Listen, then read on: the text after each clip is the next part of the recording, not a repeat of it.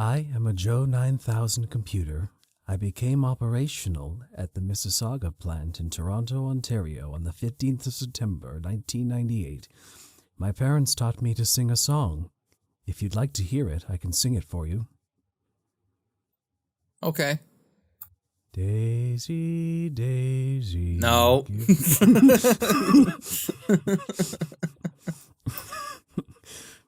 We're here to talk about artificial intelligence today on Close Up. Its uses, present and future, in the film and media industry specifically. Because that's a hot button issue right now. AI is a thing. Think it deserves a discussion and a little airing of our existential dread on the subject. So, welcome to Close Up with your hosts, Ryan and Joe. I'm Joe, if you didn't know. I'm Ryan. So, let's get into our medium shot now. What's your rough stance on AI and just your history with the tool as it's been developing? Funny enough, a lot of the AI stuff that I know in terms of filmmaking has always come from just kind of the internet first. More so with, I want to say, what I know more so of is like Corridor Digital. They experimented with it, a lot more than, or they produced some content while they explored some AI and deep fake technology a lot more frequently in recent years than most other YouTubers or, film production people do.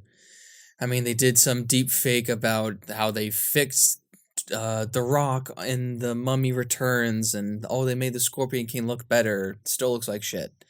They edited it a little bit, I guess. And then they did a kind of an anime inspired how they would have done an anime, but they don't have an animator, so they used an AI tracker to put transform them acting in live action, but put like a shader of them in animation. And then I think they're doing right now like a whole episode, or they did a whole episode of it. And there was a bit of controversy on the internet where people were like, hey, you should have just hired an animator, but they are famously not animators. They are 3D artists themselves. I can probably bring them up a little bit as we continue. But I did hear for the full episode that they actually did get permission from the artist that they took inspiration from to use their anime style. So that's what I heard. I don't know if that's true or not, but that's my history of AI. Is it came more so on the internet, and now it's being used a lot in film industry, more so behind the scenes stuff. Yeah, I've always been sci-fi nerd, so the idea of artificial intelligence has been baked into me mostly as a bad thing from a pretty young age. I can't even give you specifics because it's been so long, but just, everything from Terminator to 2001: A Space Odyssey, even, I'm bad with examples off the spot, but you know what I mean. There's a lot of it. There's 1,000,001 AI things about how technology is going to be helpful or destroy us all. So I'm coming at it more from that perspective of what might happen should we use these things. I haven't actually used much of AI since it's become popular. I'm familiar with ChatGPT and AI art systems, and Justin got me to mess around with some AI art descriptions just for making portraits of my D&D character or whatever. Like I've tried them out a little bit. I've dabbled, but haven't made anything I'm very proud of on it. I'm concerned with the proliferation of it right now. Not at its current state, but what it's going to become, because we are on the ground floor of this brand new technology with capabilities which I don't think your average person using ChatGPT fully comprehends what they're using and how it can be used in the future. It's just kind of a fun gimmick right now, but it's it's going to become something potentially dangerous, potentially incredible. Time will tell. But we're just here to get into our close-up, and we're going to focus mostly on its uses in the film and media and video game industries, just entertainment and media in general, because, well, I'm not so well versed in other fields. AI has basically limitless use in terms of what we could use it for, and I only really know how they relate to entertainment because that's my field. So yeah, the only other main issue I know that AI is having is that in schools, high school kids or college kids are just basically going to Chat GPT and being like, "Hey, write me an essay about, Lord of the Flies, 114 or 1,400 word essay. Enter," and they'll hand that in. And now schools are trying to crack down on, because it's hard, because Chat GPT does have, is kind of coherent, and how it sounds out, but you can tell when something's written and when something's generated. So they're trying to crack down on that. That's the only thing I know besides like entertainment and what a problem is with AI. So before we get into a discussion, I just want to go over a bit of term use. I was doing some research into kind of what constitutes AI. Specifically, I was wondering what makes AI different than the algorithms we always hear about on the internet. Like YouTube's got its algorithm, Facebook has, Google, what have you. These big media companies have had their famous algorithms for years, pushing us certain content, personalizing things for people to consume. And I just wondered, well, how does AI actually work differently than these things? And this isn't a comprehensive answer, mind you, but based on my understanding of it, an algorithm is essentially classic computer commands. The programmer says, if the input is this, then you do this, and keep doing that. If this happens, then you do that. If this happens, you do that. And this is what's known Turing effect. Yes. So this is what's known as machine learning, and that's basically only as good as its programmers, in that the programmers give it a set list of, if this happens, then you do this. And that's basically all it can do. If this happens, you do that. And it only does that, whatever its programmer tells it to do. And it can tell it to do a lot of different kinds of that, but it's only limited to whatever it's programmed to do. Whereas AI can expand its horizons based on what it knows and be better than it was initially designed to be. So machine learning is the programmer says, you do this, and based on this input, and you have an output.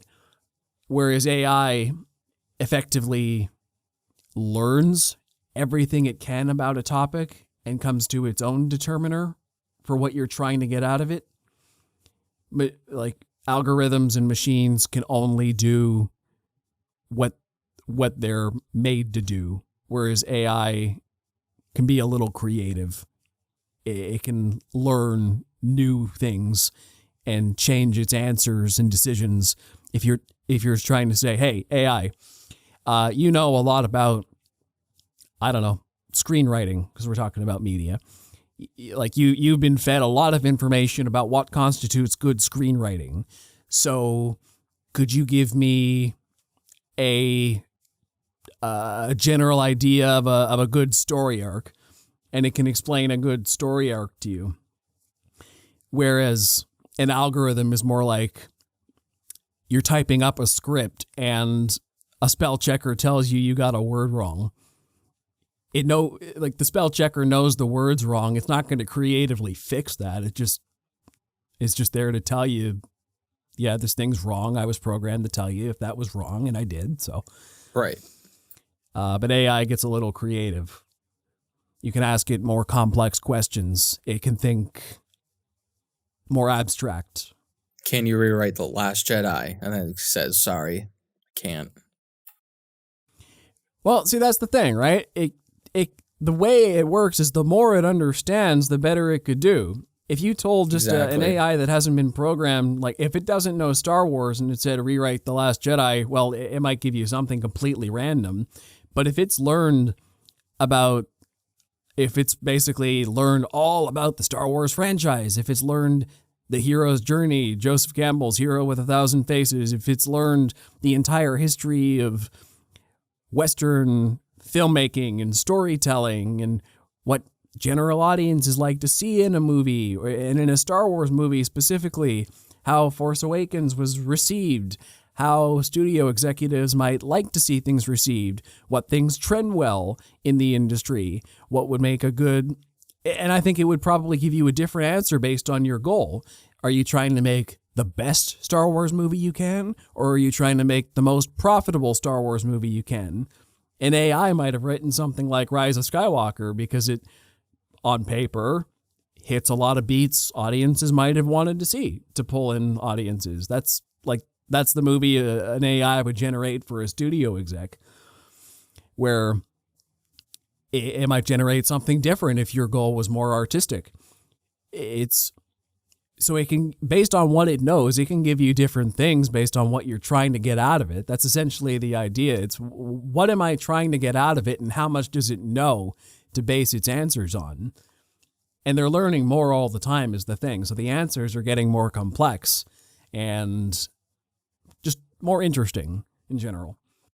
Mm-hmm. That's the thing I think about deepfake technology that people don't understand, because that's mostly AI generated stuff as well. I mean, to take the comparison of the two the Mandalorian seasons of Luke's deepfake, at the end of season 2, it looked, Book of Boba Fett is when he showed up next. At the end of season 2, it looked very rough. It was very uncanny. The eyes were lifeless. So then they got the guy who did hey, I fixed the deepfake from The Mandalorian, from YouTube. And then they basically hired him. And okay, what do we need to do here? Well, you need to keep feeding the deepfake, the AI generated program, pictures and faces, different facial expressions of Mark Hamill from when he was that age. Or, which was tough to do because there's not a lot of footage back in the 70s or early 80s of Mark Hamill doing that, because it's mostly on film. Or what you do is, another work around it is you make a 3D model under the deepfake, and then you put the deepfake over it, and then it sort of learns off of that. So it has to constantly be learning in order for it to get better. That's why there is a huge difference between Mandalorian Season 2 Luke and then Book of Boba Fett Luke, which is insanely good. For sure. And they do the same thing with voices now as well. You can throw in as many voice samples as many voice samples as you possibly can, and it can synthesize, all right, this is how this person speaks, this is how they would say these things, even if we don't have the exact phrase on file. We can say, this is how they say these words, this is the cadence of their voice when they speak in sentences, this is how they would say things. And they're not perfect at this by any stretch, but they're getting better. With the deep fakes, with the voices, they're getting really good at synthesizing lifelike representations of things that don't exist. Yeah, it's pretty odd, especially with the voices, because, and I keep using kind of Star Wars as an example because that is the most prominent stuff in terms of AI technology that has come out in modern media so far. I did not realize while watching it that Vader and Kenobi was mostly AI generated stuff, and that James Earl Jones, or it was, it's weird how they phrased it. It was like, it was AI enhanced James Earl Jones' voice. So I don't know if he actually did voiceover for it and then they enhanced it, or if it's like they did their own version of it. It's a weird way of, because Disney loves to be like, oh, it's not the simplest thing that we do. We're just going to throw a bunch of technical jargon into our headline so that people can't copy it. What I'm going to assume that means, what I'm hoping that means, is James Earl Jones is an old man. He does not sound like he did in 1977. Well, he sold his voice rights to them, so. That I'm thinking is more for after he's dead, but I'm going to assume what they did was he recorded his lines sounding how he sounds now, and they, quote unquote, enhanced it to make it sound like a younger version of himself. That's probably what they did in this specific scenario. Going forward, probably will just be completely computer generated, maybe based on lines he's recorded for them. Like, I know, see, that's funny. Some people were thinking way in advance of this, right? An example I like is Majel Barrett, who was the wife of Gene Roddenberry, creator of Star Trek. And she was prominent in many of the old shows from the 1960s through the 1990s. She played multiple characters, really heavily involved in the franchise. They called her the First Lady of Star Trek. And she was also the voice of all the computers on the starships as well. So her as the computer was kind of a precursor to, like, sorry for audio listeners, I'm going to trigger some things, Siri or Alexa, things like that. For when the people on the crew asked for computer, she'd respond to them and do things for them. Like, that was a pretty novel sci-fi concept in the late 80s. And so, and what she did was, I heard she recorded, like, this is long before AI became a thing or any of these home assistants, but she recorded a whole catalog worth of her voice before she died, just on the off chance these things ever became good enough to use, just so people could have the computer voice of Star Trek in a home operating system if that ever became a thing. So, that's a woman who was thinking over 20 years ahead of time for basically where we're at today. They have the technology to do what they wanted to do back then with her voice. So that's what people are doing now pretty well. They're recording themselves to preserve their likenesses and their voice for future use. It's going to get commodified eventually, but we're just at the early stages of that. Yeah, it's pretty interesting where they're going on, what's going on with that. I just looked it up, and yeah, they do the stupid technical jargon where it's like it was completely generated with James Earl Jones, but he guided the AI. So he did the voiceover, he guided it, but the actual voice itself is AI generated. So There we go. Yeah. They do the quotations, they do the guided in the article, so... But he did sell the rights to his voice. Right. It's kind of like it's kind of like Mark Hamill in those two, because they did say Luke Skywalker performed by Mark Hamill, which I think those were more AI generated as well for his voice. I don't think he actually recorded dialogue lines for. Well, he was on set for Book of Boba Fett. Yeah, I don't think he recorded lines for it though. Maybe for The Mandalorian, but I feel like the dialogue was completely AI generated. I think I read that at the time. Probably. Yeah. So, yeah, do you want to go more on the technology side or more about the implication side? Because I mean, we can start with the technology and then work our way to how it's affecting the entertainment. Yeah, so I'll jump back to at its core, AI is just a tool in any filmmaker's arsenal.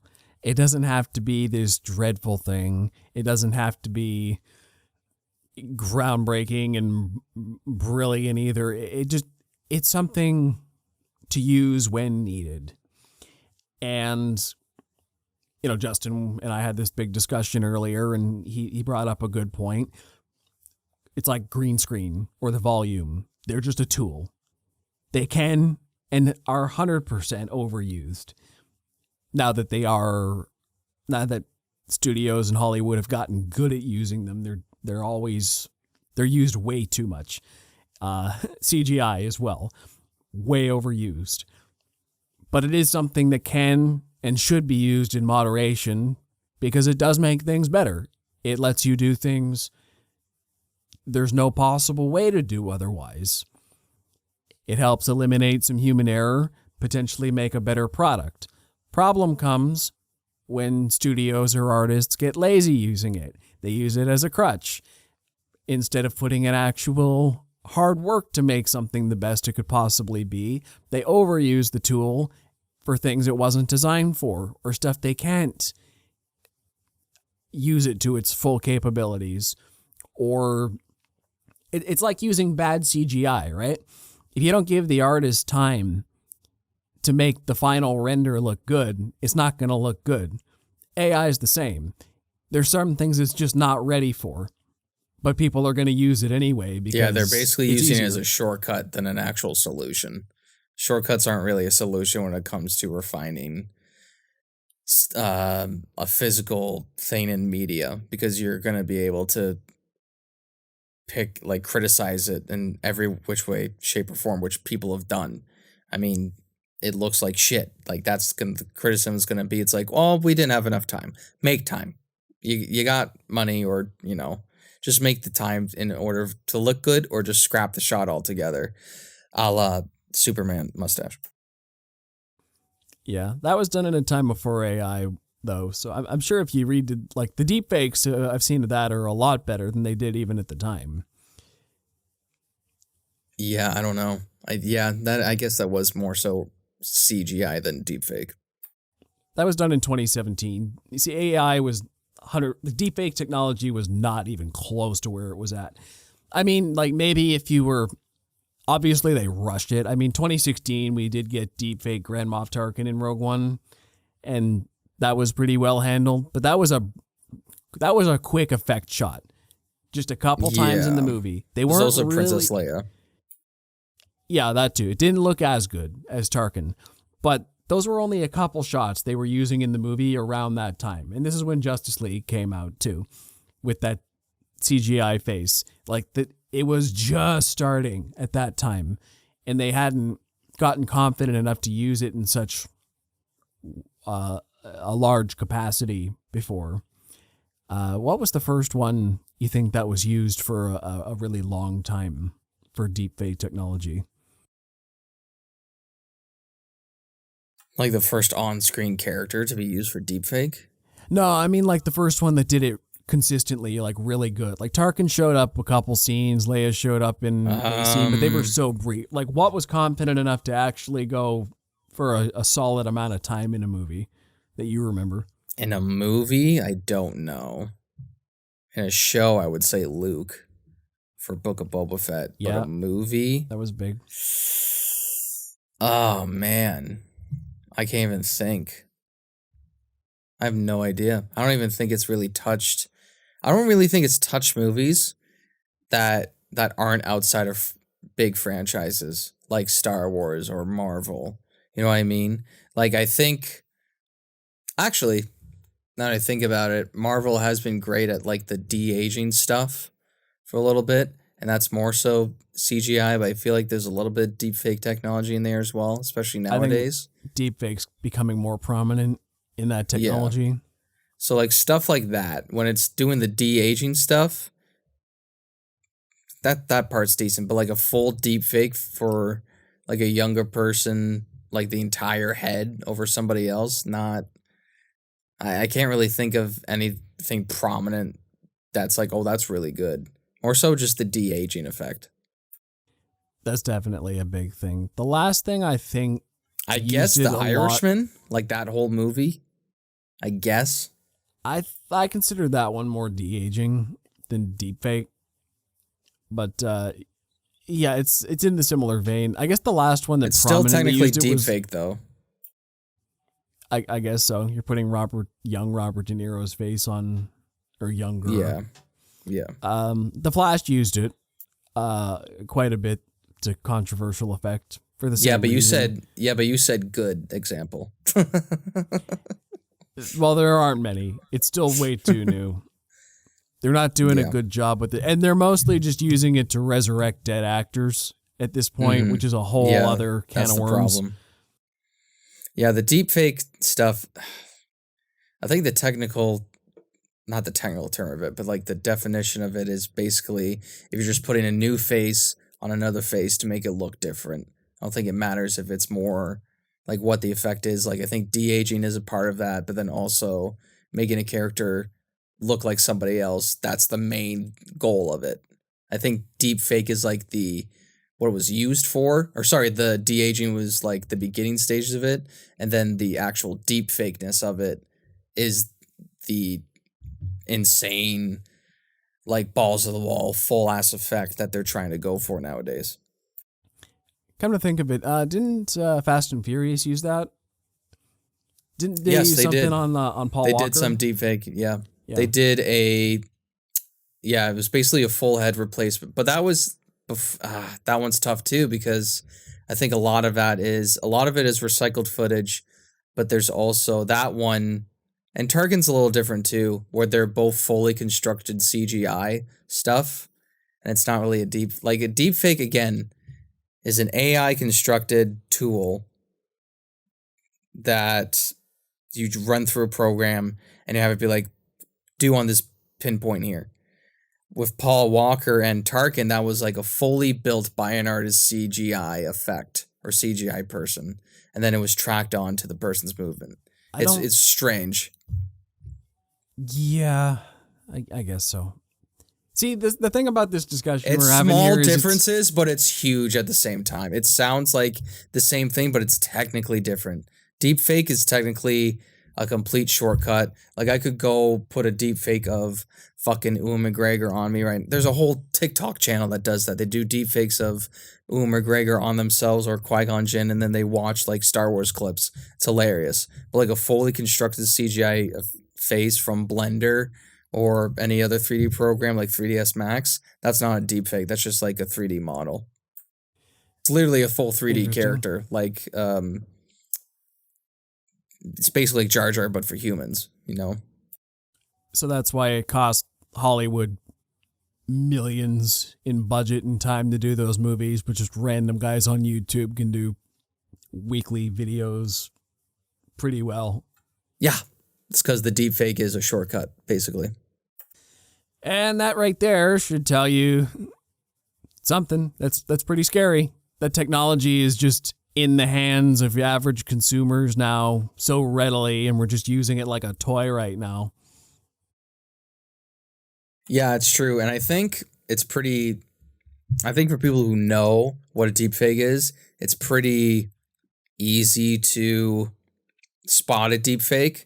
But then not everybody on the internet is smart. So they're just going to see a deepfake and then take it as is face value. But, later on in probably a few years, it's going to get more and more refined. Technology just keeps on growing and growing and growing. It's what happens with the human race. Exactly. AI a couple years ago wasn't even worth talking about. Like, I remember Justin showed me just random AI images of art, and he reminded me this morning, oh yeah, there's like a dog and it kind of looks like a dog, but it's got 15 legs. Like it doesn't know what it's doing at all. Yeah, it's like, it's good enough that we can be like, wow, AI is generating images kind of what I told it to do. It's interpreting my descriptions and generating bad art, but it's actually doing interesting things. But even a couple years ago, that was only interesting enough for tech nerds. It kind of piqued our attention just because we're into that kind of thing. Like, wow, that's some interesting technology, but people at large didn't care. Now it's a thing. People play with it on the daily. It's an internet trend. It's like everybody's using AI for everything now, and it's come so far, so fast. Yeah, it's pretty nuts. Kind of scary. And how far is it going to go in the next couple of years? Yeah. I know there's one TikTok channel that I do follow. It's this guy who is what is the right term for it? He's like a not robotics engineer, maybe software engineer, and he's fully trying to make Jarvis from the Marvel universe, like a fully realized Jarvis AI. I don't know how far he's getting. He's kind of gotten the voice down from like the MCU. But it's like stuff like that where it's like, why? Like, yeah, it's cool in concept, but do you really want just a random robot to be able to hack into what's like everywhere? I mean, the government does that for you anyway, but we don't need we don't need that out in the world because bad people will get a hold of it and fuck up everything.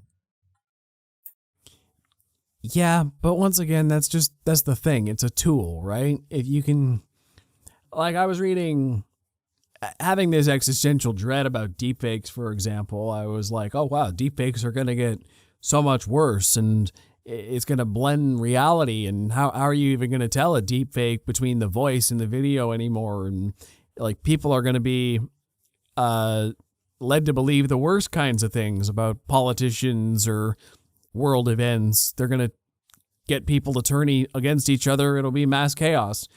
And then this one article I read made a good point and said, well, as deepfake technologies increase, so too does the AI that can detect deepfakes. As good as things get, we're also building the same AI up to counter it as well. So, but then again, I also think, that's well, because how much we have to. It's because we have to, because this technology has come way too far.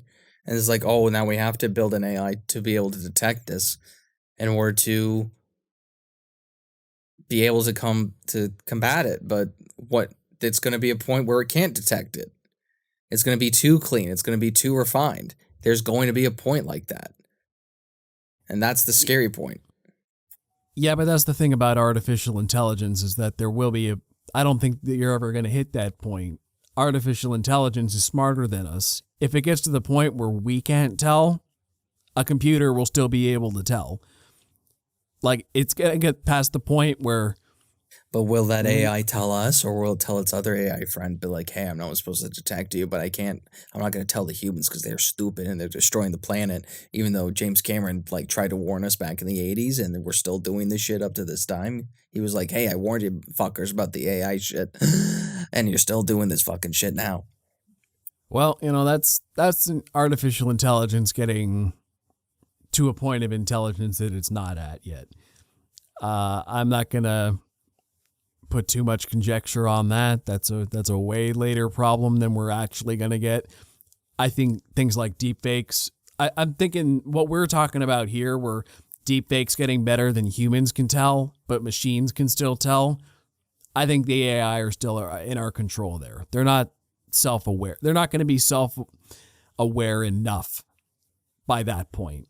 Like, the technology is going to go faster than than our human brains can keep up with that. I agree, but it's not going to get that good because people still need to program this stuff. We need to be able to fathom this kind of AI. Although I have heard some horror stories before. I think even it was like Facebook or Mark Zuckerberg or Elon Musk, or probably Elon Musk, like somebody like that. They were building robots or talking to robots, and these robots during their conversation, they invented their own language, and the people just like, the humans just kind of shut that down real quick. It's like, oh crap, they're inventing languages amongst themselves we don't understand just independently. That's concerning. Yeah, it was probably Elon Musk.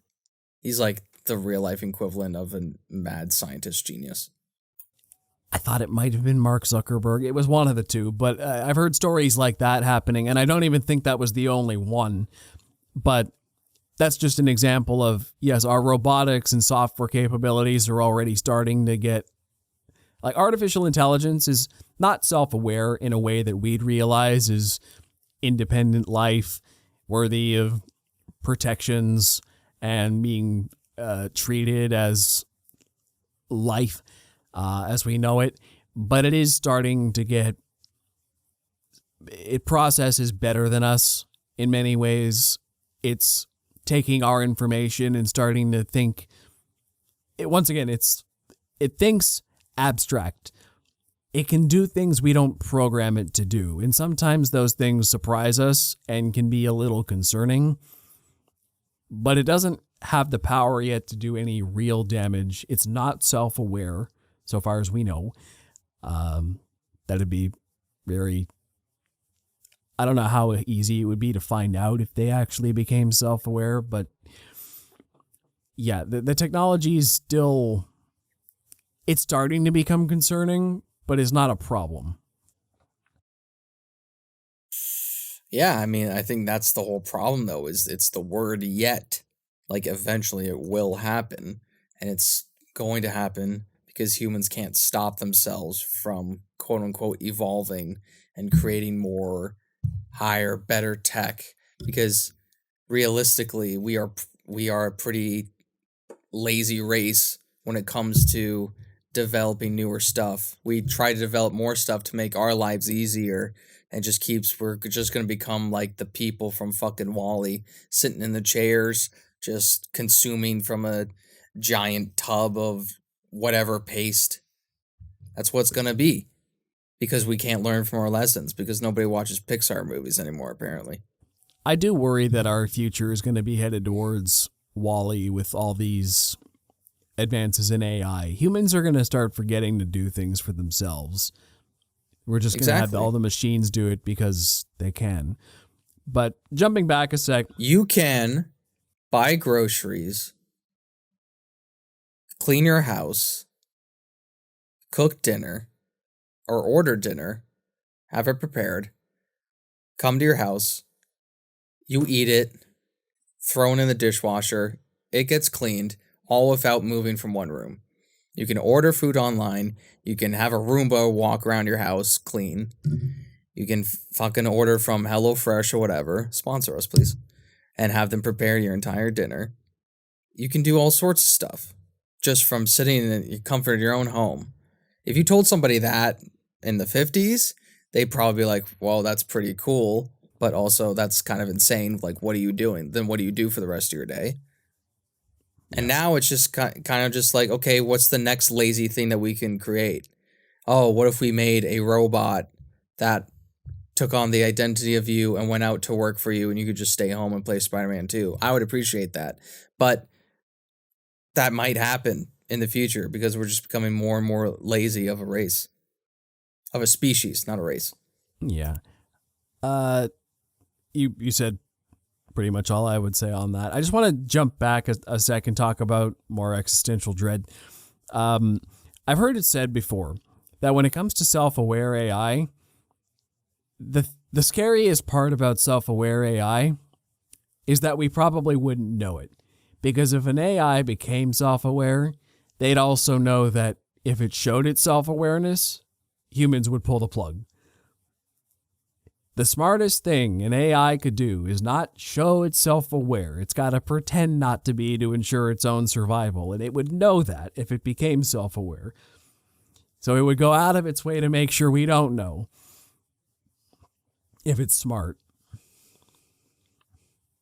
Yeah, that's true. That's another scary thing. You don't think it'd be like an Ultron or Skynet? I just want to immediately tell the world who they are. It's possible. I'd like to hope that it would be more like a Commander Data. Just a useful thing that wants to emulate humanity and learn more and discover new things. It's just wants to learn and grow like a person would. It's an independent mind.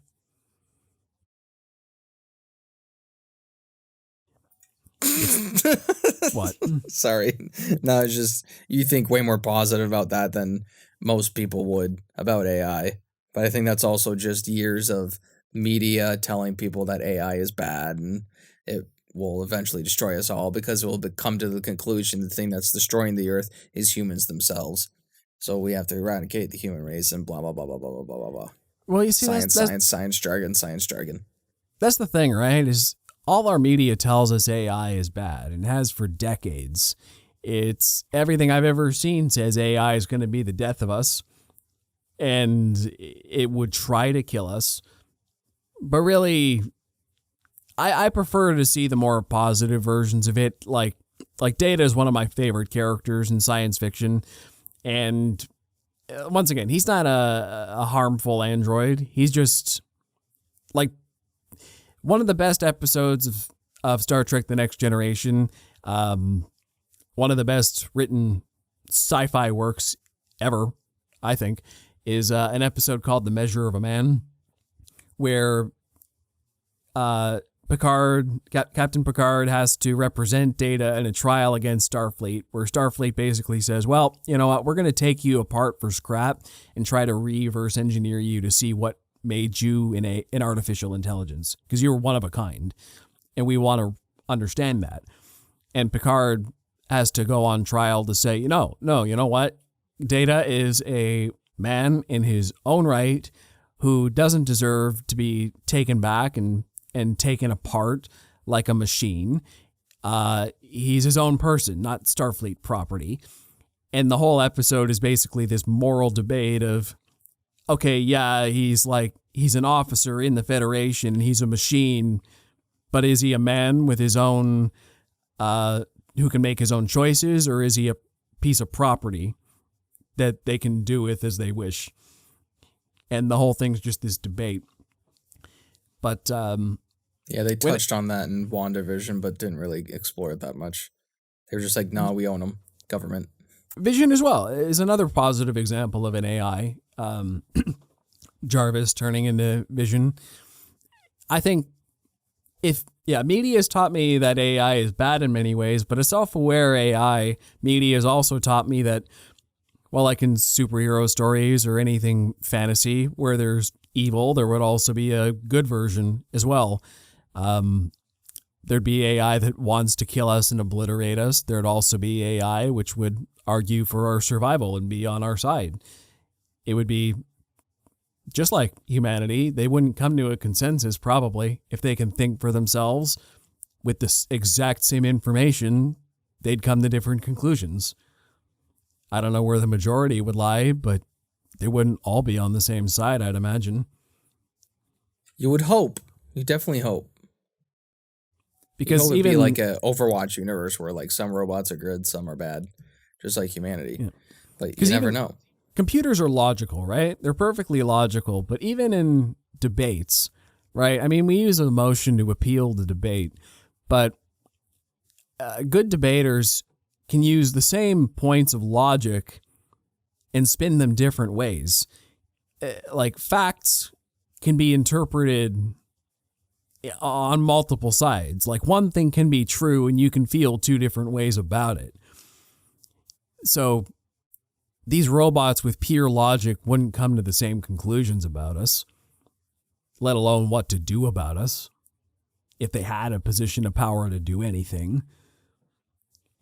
I mean, if humans are smart, we're not going to give them that much power, but we should probably pivot back to film we're not media. That smart. We're getting more existential. Yeah.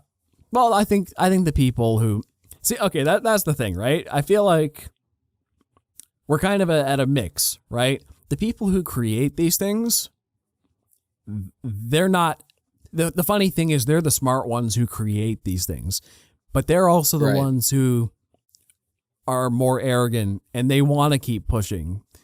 They're not really going to put limits on their own work, many of them. They're going to just keep saying, how far can we push this thing? I know it's getting a little dangerous, but nobody's stopping us. It's the bureaucrats, the quote-unquote dumb ones, who are going to put limits on it, though. For whatever reason, whether it's financial backing, whether it's public sentiment is bad, people just don't want to see the technology progress. It's them who are going to say, okay, we got to cap this out.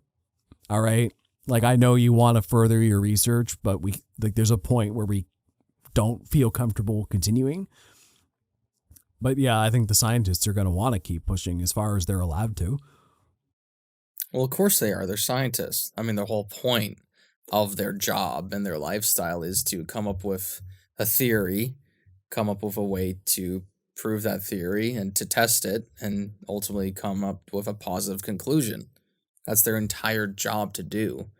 But if you're trying to make an AI that has the potential to self-learn and be self-aware, but also has access to multiple things that humans are that is owned by humans, such as banking information or identity, because most people don't use a VPN.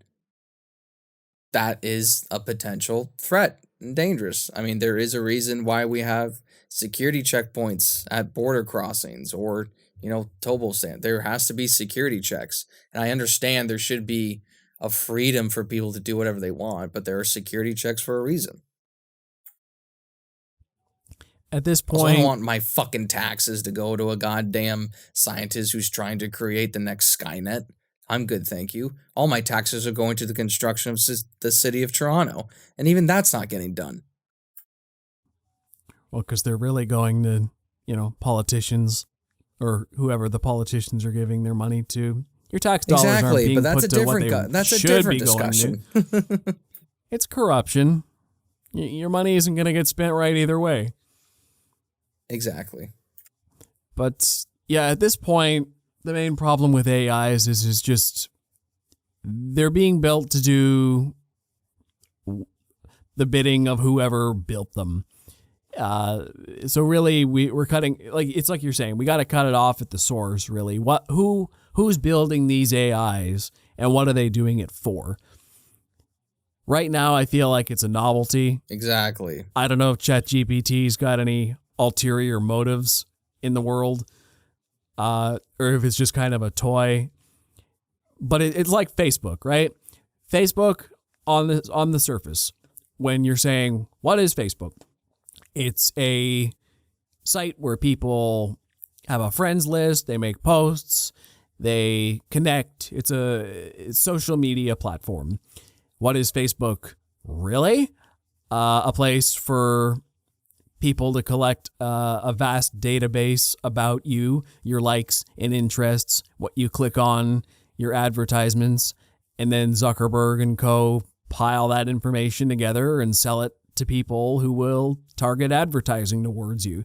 That was you can use Facebook for free, but it is still a business. The business isn't what you signed up for, but it is doing something else. So you can use ChatGPT all you want, but what's it really for, right? I don't know the answer to that yet. I don't know if even the people who made it know yet, but it is probably around for something. Just like all the other AI as well. And if it is just a novelty thing, then we're living in a golden age right now, because it's not going to be that way forever. It's going to get ruined real quick. Now that it's a thing, if it's not already happening, it's going to be an information grab. It's going to start getting messy. It's going to get into more legal gray areas through the years. Things are going to start cracking down. They're already cracking down, doubling back to creative ownership. I know there was a big debate about if you commission art or a script through an AI network, do you own that, or does the person who made the software own it?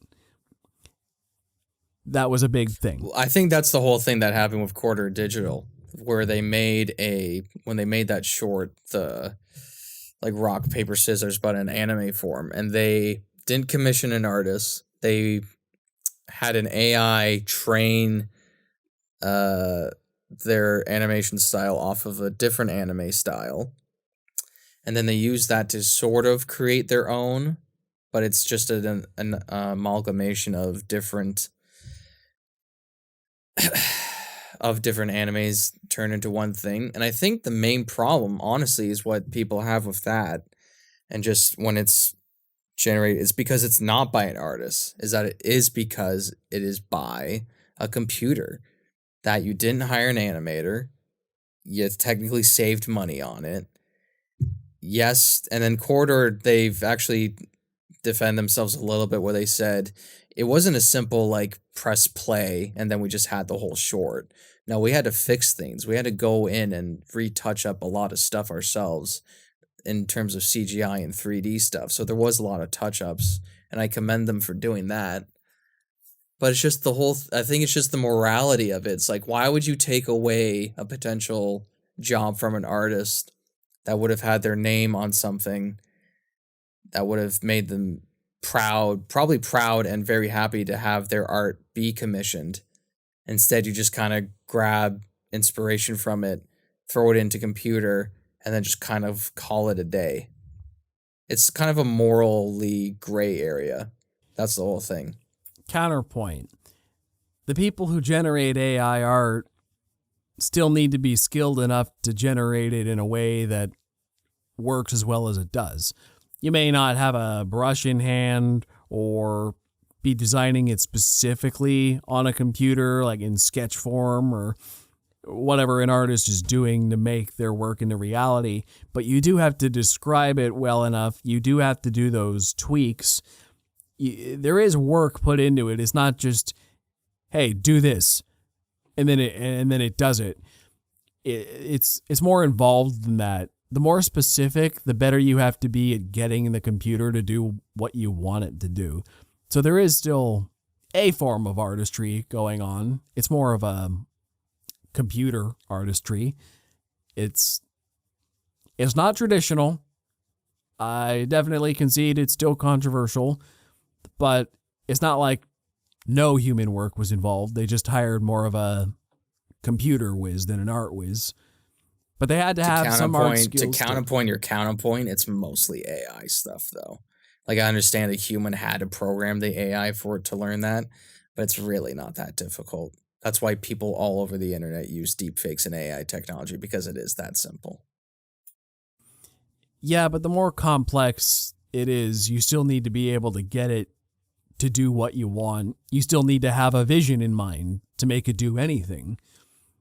You can be vague, sure, and maybe get lucky, but I think you can tell the difference between the longer a project, especially. You can tell the difference between the artistry of somebody who had a vision and they're using AI as a tool to bring it to reality, and somebody who kind of just let the computer run wild off vague ideas and didn't know how to bring it together. Right. Yeah. I mean, that makes sense. I mean, the only example I can think about that was the end credits for Secret Invasion. Like, I thought that art style was well done, and all the green meshing together kind of looked like an oil painting, and then someone told me it was AI generated. It was like, I never would have known if nobody told me that. Never would have known. Yeah, my favorite thing about that, though, is that they let that title sequence go on for a solid minute. Maybe it was a minute and a half. It may have even been 2 minutes. It was a while. And I thought to myself, if you had to hire an actual artist to create a title sequence, you wouldn't have let that go beyond 30 seconds. Hell, I don't think most of the Marvel shows even have title sequences. They just have the title card pop up after some kind of cold open. I'm pretty sure it's all end credit stuff. Like, I'm pretty sure that Secret Invasion thing is the end credits. No, I'm talking the opening credits. There's like a cold open and then 2 minutes of AI art. I sat through it every time, I know. Interesting. I guess that's one of the outliers then for the Marvel shows, because most of their like wacky, very stylized credit stuff is usually at the end. Usually, yeah. But I don't know if those ones are AI. My point is that it was very intentional to me that they put their AI generated stuff stupidly lengthy and right up front. Whereas if an actual artist had to make that sequence by hand, either through CGI or draw it, they wouldn't have even bothered paying them to do it. It probably took some AI artist 15, 20 minutes to make that come together. Okay, I'm not going to discount their work. It probably took them longer, but it would have taken another traditional artist way, way longer. So they saved a boatload. I think that's the problem with it too, because I think in terms of like, they talk about how much that show cost, like 200 million or something like that, something ridiculous. And then they use AI generated stuff to save money, which is whatever, but then they still produce like a so-so project. It's like you talk about saving costs so you can make a better project, but you still release like something that was not up to its full potential. So you keep talking about cutting costs and then overworked VFX artists complaining and you're not paying them, but you're still turning out mid projects. So your priorities aren't aligned here. Is your priority saving money or is your priorities turning out good quality projects like you did 10 years ago? Because clearly it's not the latter. Well, it's Justin and I always joke about this, but we realize more and more She-Hulk was right. Spoilers for the finale of She-Hulk, where they basically say all of Marvel's just run by an AI now. See, you know what? I'm not going to blame AI for uninspired storytelling, though, because it's like we've been saying the whole time. You get out of it what you put into it. And whoever's asking AI for these suggestions isn't asking the right questions, I'm thinking. It could probably give you better ideas than what it's giving you. But what they're probably doing is looking at it from a marketing perspective. It's asking the AI, what do you think people want to see out of this universe? And the AI, knowing what it knows, is giving marketable answers for now. But not creative ones, not artistic ones. Assuming they do use AI, though I'm thinking they are more and more as a company. I think they're using AI more so as giving them a log line in terms of what could this show be. I don't think they really care about marketing towards an audience because clearly for the last 5 or 4 years, I'm speaking specifically about Marvel because they've been criticized a lot for using AI. They're clearly not listening to fans or massive amount of their fans in terms of marketing to make their projects better. Yeah, well, the AIs, if they're going to use that for marketing, they've got to learn. AI is a really great marketing tool because it can assess general discourse. It knows what's going to be popular. It knows what's trending. It can predict revenue. So that will be a tool. That is a tool I read that some major studios use already, and I'm sure many more will continue to use. It's got many uses in pre-production as well. It can, analyze your scripts. I read that it can even say, what emotion am I trying to convey here? And it will tell you how to bring that out more. Once again, it's about what is my goal with this and knowing what you know about script writing and what I'm trying to do. How can you help me do that? It's not giving you all the answers for literally everything. It's not that smart yet. It's just, what am I trying to get out of this? And it'll give you the best possible answer for your question. But if you're asking it the wrong questions, it's only going to be so helpful. Yeah, but if you're asking an AI, if you're hired as a screenwriter and you're asking an AI, what emotion should I or am I trying to convey throughout the scene to help you figure out, and you're like the lone screenwriter to do it, you're probably a shit writer and It's you not can't that. figure it out. No, it's not what am I trying to convey. It's how can I do it better? It's take what I've You're done. still a and how shit can I writer. I would never ask a robot based on data it's collected from either box office or online reviews, because anybody can write an opinion online about how can I make this better. I'd probably go to another screenwriter, or I'd go to one of my actor friends, be like, what do you think needs to change here?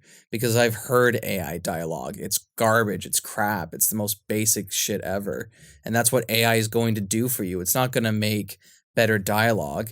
It's going to make the most simplistic of it and try to make it sound. That's the whole thing about AI. It's not perfect. It's going to make it clean and crisp, but it's not going to make it sound human. It's not going to make it better at all. I disagree. I don't expect the AI to write anything, but as a writer who's That's what frankly, Chat GPT is. It writes the entire thing for you.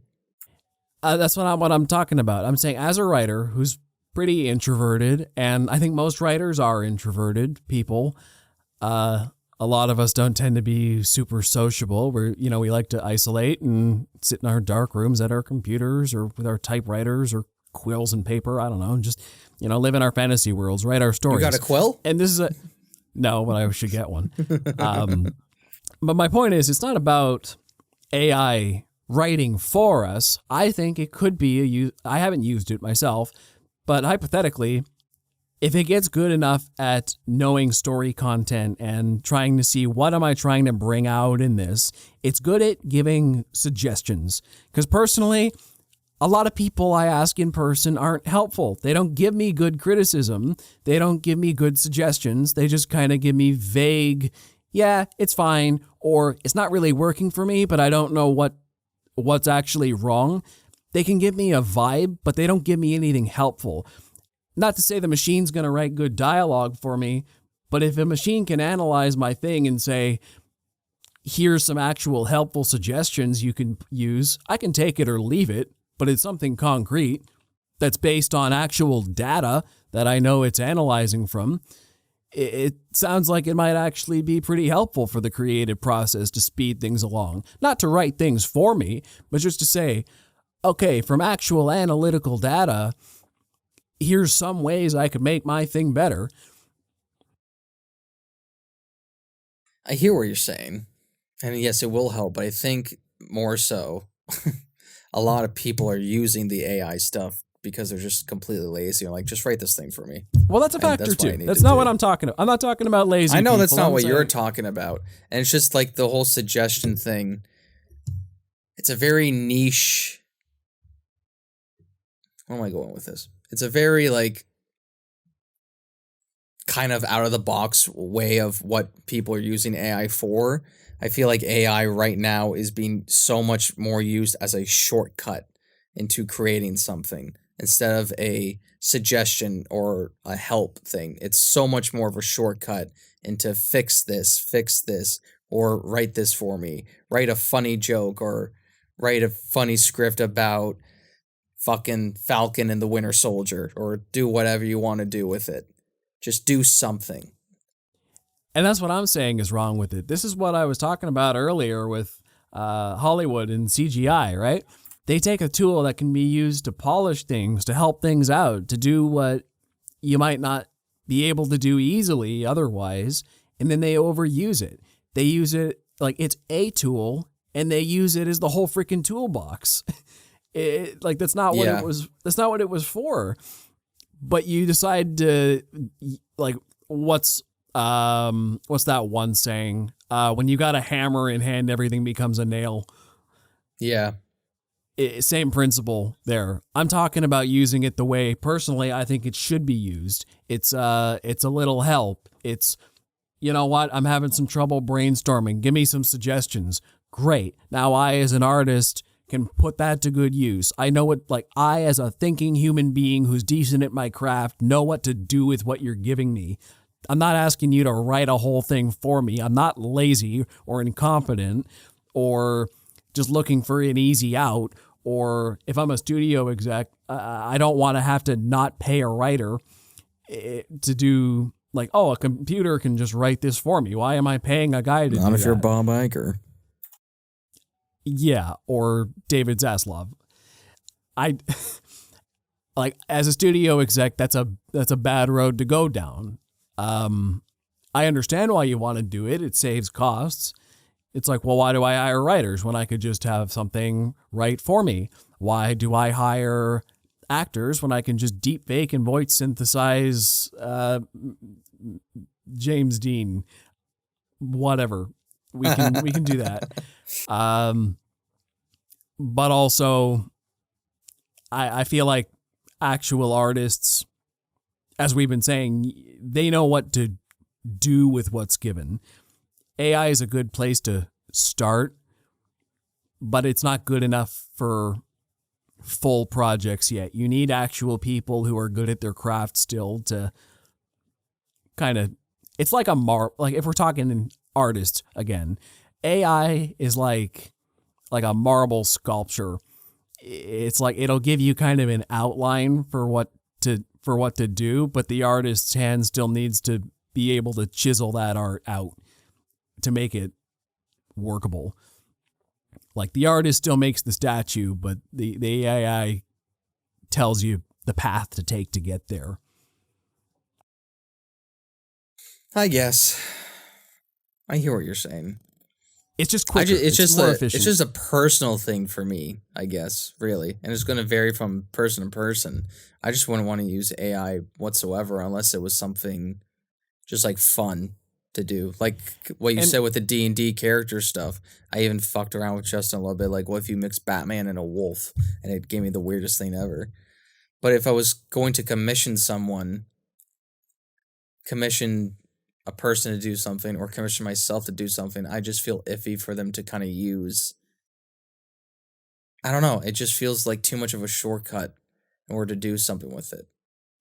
You know what? The more I'm talking about this, the more I'm convincing that's the myself thing. That's the thing with like it. That's the whole thing though with like the Marvel projects where they're not the whole beginning of the like stage. Okay, we have this idea. Excuse me, I just hit the mic. We have this whole idea for a show. Or we need to have an idea for the show. Instead of having a table talk with the writers and what they can make, they throw into a little AI generated thing, and it comes out with the most bland thing ever. And they're like, okay, work on that because that's what the robot says, and the robot's always right. That's why there was a writer's strike. That was in the bulletin point of like, this needs to be fixed. You have to have a writer in pitch meetings in the writer's room. That's the whole point of it, and that's why we keep getting bland projects. My basic take is I don't think studios should be allowed to use AI for creative purposes. Artists should be though. When studios use it, they're going to use it like green screen or CGI. They're going to when they're going to use it hammer in hand, everything's a nail. They're going to overuse it just to be cheap, just because they can, because it works and it gets results. Artists, yeah, there's going to be a lot of people who are lazy. They're going to use it as a crutch.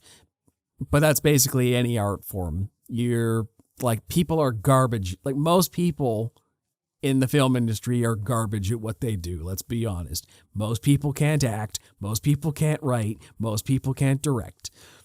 That's just how it is. Most people are not going to make it in the industry regardless, even if you use your To be AI. fair, those people are in the industry. They're in it, quote unquote. They're not actually in it for all those trash people you're talking about. They say they're in it, but they're really not because they're not making anything. Yeah, I'm just saying there's a lot of wannabes out there. But whether you are a wannabe using AI or an actual competent artist who's just using AI to bolster an already decent craft, those people are still going to win out.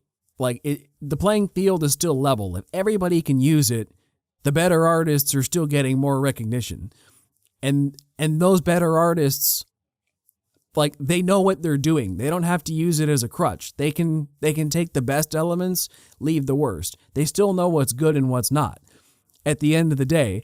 And that's what you're saying. The problem is they're kind of just people are using essays or writing TV shows or movies entirely based on AI. Where are the people who know what good screenwriting is and take a look at it and say, yeah, this doesn't work. It doesn't feel emotional, or the basic screenwriting rules are all out of whack here. This isn't going to fly.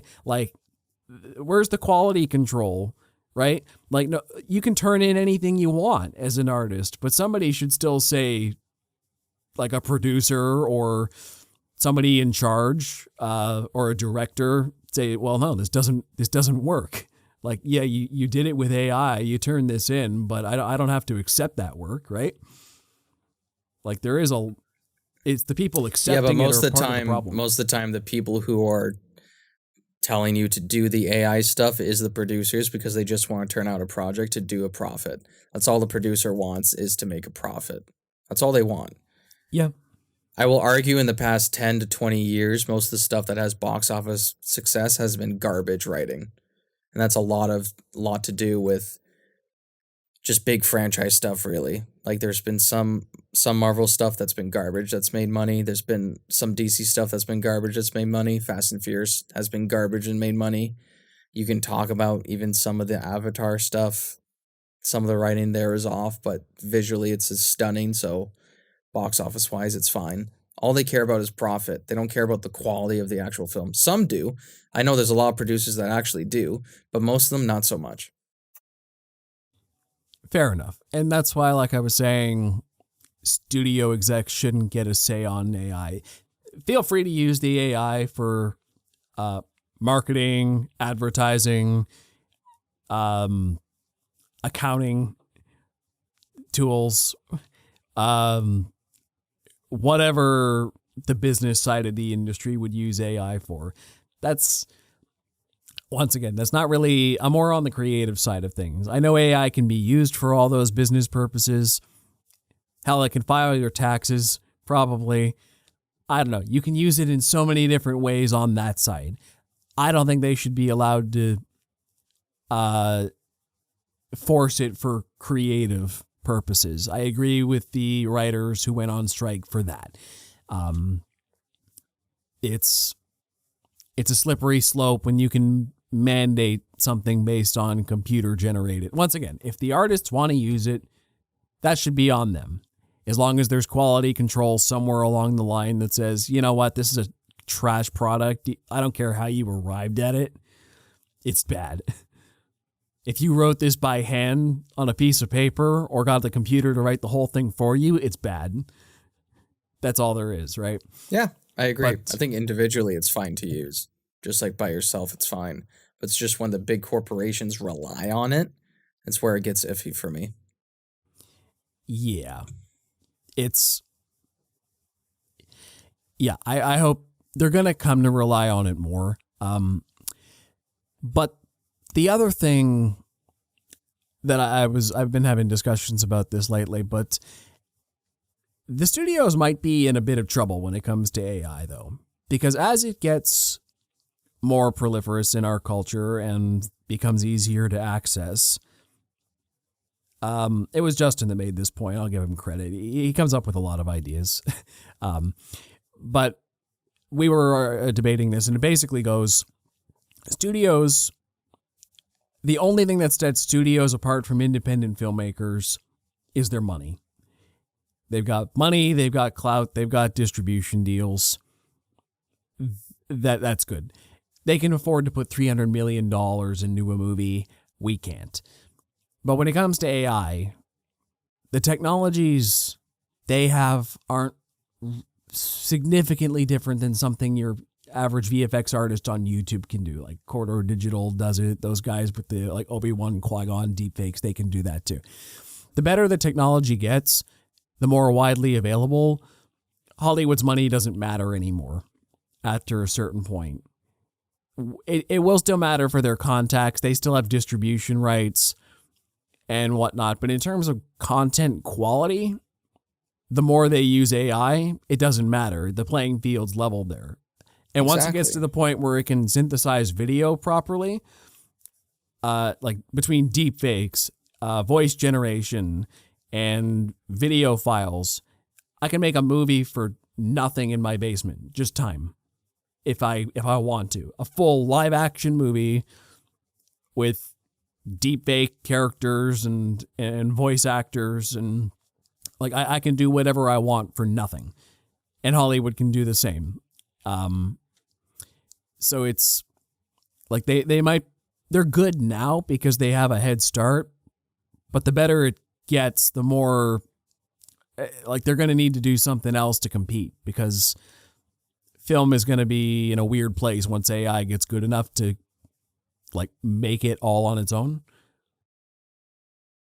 I think that's the thing, though. I think audience receptions of it is going to be like, why are you making just a fully AI generated thing instead of having people just make it for you?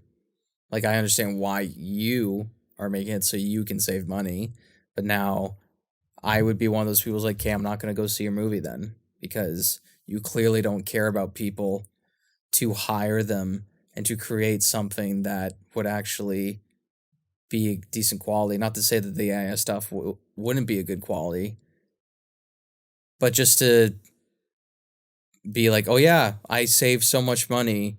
If it was an individual person, like I know there's this one guy, he made an entire sort of CGI world by himself in his basement. It took him over a year or I think multiple years to do it. That's really cool. That was just a passion project of his. But if you're using AI, that's my whole stance on it. Is like if you're using AI to cut costs so you can make a bigger profit from it and just sort of sideline any other help because you don't want to pay those other people, that's where it gets iffy for me. That's where it gets very, okay, that's a little not scammy, but sleazy. And yeah, save a penny here or there, I get it. But when it comes to actual art and media, you need other creative ideas. That's the one time you need other cooks in the kitchen because you need other people to call you out, be like, this is actually a really bad idea. And it's like, no, this is my idea. We're going for it. Then okay. But an AI is always going to listen to you, and that's never good. An AI is a tool for you. It's not a creative partner. It's never going to be a creative partner. It's going to be a tool that benefits you and your opinion and you only. I like that point. That's very interesting. Yeah, I had a point and I lost it. About artificial intelligence somewhere along the line, I presume. Yeah. Well, what if AI becomes another tier of movie? Right now, we kind of split movies based like an on Oscar category of like best AI written movie or best AI produced movie. No, I'm talking more like in terms of CG. Like we have Oscar bait movies and CGI blockbusters. We got your big special effects heavy movies that rely heavily on computers and green screen and stuff. And then we've got your more traditional drama films, smaller scale, lower budgets instead of $300 million budgets. Are we going to get a new category of AI movie where the difference isn't between $300 million green screen movies and $10 million low budget stuff, but more like, wow, here's your computer generated movie or with heavy computer generated elements versus, wow, you weirdos who just took a camera and filmed stuff. It could just be a different class of movie. Oh, it's an AI movie, not a CGI movie, or versus a more real one where real people did more of the work. I think it depends on the level of AI they use. If it's just write the script, people aren't going to notice, and I don't know why a production studio would admit to that. But if it's fully AI, like the backgrounds, the people in it, the dialogue, it's going to be ass. Nobody's going to want to watch it. I honestly do not think it's not animation because animation is written by people. If AI, like actual people, and then it's actually written by AI, it's not going to be perfect because the human mind is so complex, and the way we think, the way we feel, the way we articulate ourselves, and the way we speak is just one part of it. And there's also how we listen to each other, how we react to each other, all the little subtext and stuff. I honestly don't think that's ever going to be that level of like data and understanding is just, it's incomprehensible. I don't think an AI could learn that in the next 10 to 15 years. Maybe in the next 100 it could, but I don't see the purpose in making a fully like full-on AI movie with an AI person, AI dialogue, AI story. I just don't understand the point because you can. I just like, what's the point in that? Because one guy was just too lazy to hire actors and writers and cinematographers and DPs and editors. Just doesn't make sense to me. I'm going to disagree on a couple of points there. I do think there's a very real possibility that in 10 to 15 years, AI will be good enough to understand those nuances. Look how far we've come just in the last 3 years with it. It could barely understand anything. Now we can have decent conversations with it. And as for full CGI, full AI movies, I do see the artistic value in it. I think it would be a different story if it became something to do en masse, but just completely written and generated by AI movie sounds like an interesting artistic experiment. What can the computer do? What can the guy who's giving the prompts do? It's just it's an artistic challenge. How good a thing can I make with this technology? It's like, I can see someone like George Lucas doing that, his whole thing was always, how can I push forward the medium of film with digital cameras or CGI or hire ILM as a whole studio for special effects work, prosthetics and creature makeup and blue screen effects and model work. And just, George was always great about his fantasy worlds, but a filmmaker like George Lucas was always more like, how can we push forward the medium and technology of film that gives people something they've never seen before? And a filmmaker like that would, I feel like, 100% embrace the idea of an AI film, if only as an experiment, just to see if he could do it. Yeah, but once you do that experiment, other people are going to want to do it, and then that's all people are going to want to do because it will save them money, it'll save them time, and it will save them effort because we are lazy. We are human beings. We are a lazy race. That's why ILM created the editing bay and digital editing, because they didn't want to fucking sit in an editing room with miles lawns of camera reels of just actual film and trying to cut it together with fucking scissors and pieces of tape. Once one person creates an entire AI film, then everybody's going to want to do it. And then we're all going to be stuck at home, never interacting with people. Look what happened during the pandemic. We couldn't interact with anybody. Only the lucky few who actually got to work every day, like myself, was able to interact with people, but not really. And look how much it fucked up kids who went into high school. There were literal children. There's a person I know here's my buddy's little brother, who he was just starting high school and then pandemic hit. Then 2 years later, he's talked about how it's so different just talking to somebody in person was, like developing that young and then having to go through that shit. And then he sort of, not him, but he saw that other people had to sort of relearn how to interact with others, not through a Zoom call. So it's just like, as soon as we start to adapt to something new, it's going to be hard to reverse back to a sense of normal or inherently not trying to destroy ourselves. That's the whole thing. To me, this is why AI is dangerous, because there are people, like I would say yourself, who see it as a positive and aren't seen as a crutch. It's more of it is a bit of a shortcut, but it could help me in the long run. But I don't think people see the inherent danger that it could be, and that's the main problem with it.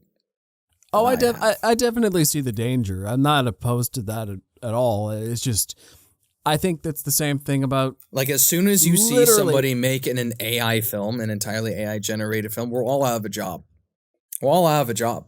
It's going to happen. The studios are going to see it and be like, well, if they can do it with no money, then if we just throw $10 million at one guy, we'll save $190 million easy. And then everybody's going to want to go see it. And the reason why everybody's going to go see it is because those are the only films that are going to be made. And the only people getting rich are the fucking producers. The only Oscar awards you're going to see are fucking producers. And then one fucking AI generated guy. It's going to be 2 awards. Okay, well, here's a counterpoint. It's just a fad. Maybe the industry will crash for a while. People will get sick of it. People will want jobs. The economy will tank. People are already sick of it. Yeah, it's already becoming. Yeah, it'll be a fad for a while. It's like literally any technology. Like, think about CGI, right? They overuse it. They overuse it in everything. They tried that whole 100% CGI movies fad for a while. That didn't last. People didn't like it. It was too uncanny valley. They tried it. I'm glad they tried it for an artistic perspective, I don't think AI movies are going to last if they do become a thing. And even if they don't, well, you know what? Our professions are all still found elsewhere. Writers can write anything. Actors can still do theater. That's all. That's still a valid option. Most of the things you can do in film, like camera companies, will still exist. People want to capture real life moments still, maybe just not for the film industry. The film industry as we know it might change, might evolve, adapt. It probably isn't going to look like it does today in 20 years. A lot of people might be out of work. A lot of people might be in different kinds of work in the same industry. Things change. Every new technology brings with it untold benefits and drawbacks. Every single piece of technology you can possibly imagine has put somebody out of a job or made a whole bunch of new ones. It's just, I don't know, million examples of the like in human history. It's just something we're not entirely familiar with, but Yeah, I agree with you, except I don't know a single point where an AI has helped somebody get a job without them telling somebody, hey, I used AI to make this resume, or I used AI to help me write this or create this. It's well, like, I'm oh, talking more. so you didn't do it. That's the whole thing with AI. Is like when you use it, you are not doing the job. You are going I'm to a not talking. program. I'm not talking making jobs for you. I'm talking making jobs for programmers and people who are good at computer. Like it's making somebody jobs, not necessarily you or in your field, Right. but somebody's getting work from it. But what's the ratio though of one guy getting, like, one programmer getting a job and then the other departments in the film industry losing theirs? Like, what's the real ratio? I feel like it's really tipped in the other scale of people losing jobs than creating. Well, I guess that depends on what ratios we're looking at. People might lose jobs in the film industry and gain them somewhere else. You know, it might tip the balance in the film industry and it might raise the balance somewhere else. Sometimes I hate debating with you because you'll just never let me have a you'll never let me have a point. But I love you for it. I gotta argue it. I understand what. Were you captain of your debate team? No, I never did debating. I just grew up arguing with everyone my whole life. I couldn't tell. Yeah, I'm just difficult. But no, I agree with you on most. I just give a counterpoint. But as someone in the film industry, you are the devil's advocate of our podcast, and I appreciate 100%. As somebody in the film industry or just getting started in it, I do worry for the future. I'm talking maybe in another 10 years. It's going to be a difficult time. There's going to be a weird period of adjustment. The industry doesn't know how to handle this technology. The creators, studio executives or creators, we don't really know what it's fully capable of yet, or how it's going to be used, or how it's going to affect us. Jobs will be lost. Big turmoil will ensue. But very interesting things will be made in its wake. Maybe not good, but I'm intellectually interested to see what's going to happen with the technology, how it'll be used after that, if we can find some kind of balance with it. I'm not anticipating doom and gloom or utopia from this. I just know things are going to change, and I'm curious to see how. To quote Hamilton, let's see how it goes. From the musical, not from history, everybody. All right, don't come at me. Maybe he said that at some point. I don't know. He might have. He might have looked at the Revolutionary War and just looked at George Washington like, well, let's see how this goes. Anything else to say? I think I'm good. Besides, what's that one movie? with the AI. Gotta Not be more 2001. specific. Yeah, not 2001. I guess iRobot. Those are artificial intelligent self beings. This is a good movie. Yeah. I think that's Alan Tudyk too, who voices the robot. I could be wrong. All right. Anyway, let me look that up while I'm outroing here. Well, you can find me at Ryan Walker Official on YouTube, TikTok, and on Instagram. You can find me on Instagram, TikTok, and Facebook at ThoughtPlay Media. Also, check out the Close Up with Ryan and Joe Facebook page for latest updates on the show. If you listen to us in audio, check out our YouTube channel. And if you're on YouTube, find us anywhere you get your favorite podcasts. We hope to see you on the next Close Up with Ryan and Joe. Till next time. It is Alan Tudyk. Yeah. Well, until next time, till we become AI eventually. This will just be an AI generated Oh, God. show. If it makes us money, I'm fine with it. I've turned the other way. we probably have enough vocal database to get a synthesis. Oh, my God. Hundreds of hours. Oh, yeah. I want to try it now. We'll see. No, this is not Wait where for the this is supposed to go. Wait for the close-up episode where you won't even be able to tell that it's synthesized. Cut!